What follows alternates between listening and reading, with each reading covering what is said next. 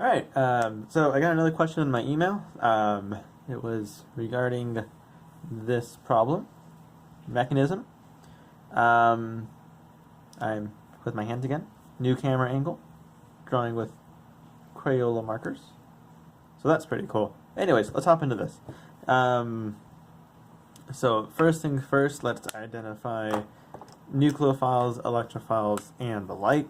Right, we got a nucleophile right there. We got something. Don't quite know. Well, actually, let's draw this out. We're gonna need to anyways. All right, so chlorine, chlorine, chlorine, hydrogen.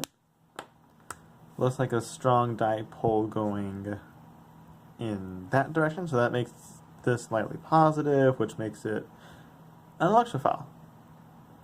The hydrogen, that is. Right? And let's see. This, of course, is a nucleophile, right? The double bond itself. So looking at this, it looks like we want to attach the double bond to this carbon, right? This carbon, and kick off one of the chlorines in the process, and of course the hydrogen as well. Right? So to start that off, we're actually not going to involve the cyclohexene at all. We're just going to be playing with the chloroform and the KOH. Note that this is, of course, just a spectator ion. Right? So the first thing we're going to do is we're going to prepare the chloroform for this to attack it.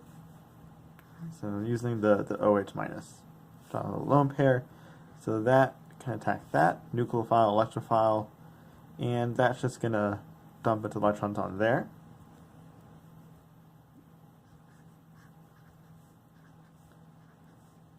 Right, so I draw the result.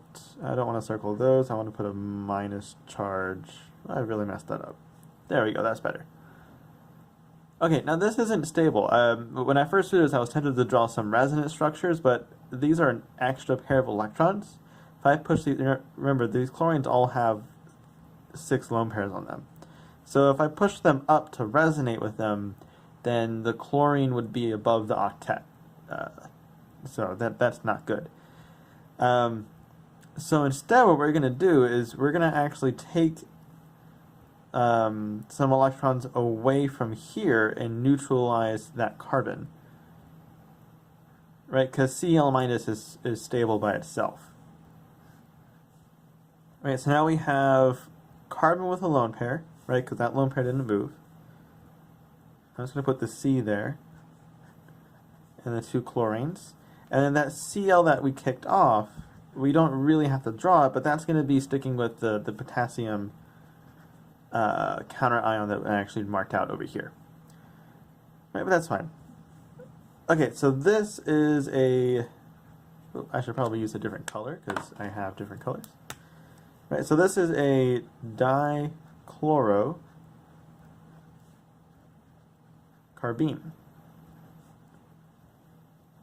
Right, so it might remind you of like the Simmons-Smith reagent, how we normally form these cyclopropane rings. So now we're going to involve our... Oh, these markers are just rolling everywhere. Now we're going to involve our cyclohexene ring. So let's go ahead and use that. Put that here. Right, so the bond here is going to go up, attack the carbon, and then the lone pairs here are going to attach to the other carbon. And that's actually going to directly form the product. Right, so this is like the left bond here, and this is the right bond here. And the stereochemistry is involved because this, of course, has to add just to one side, either the top or the bottom.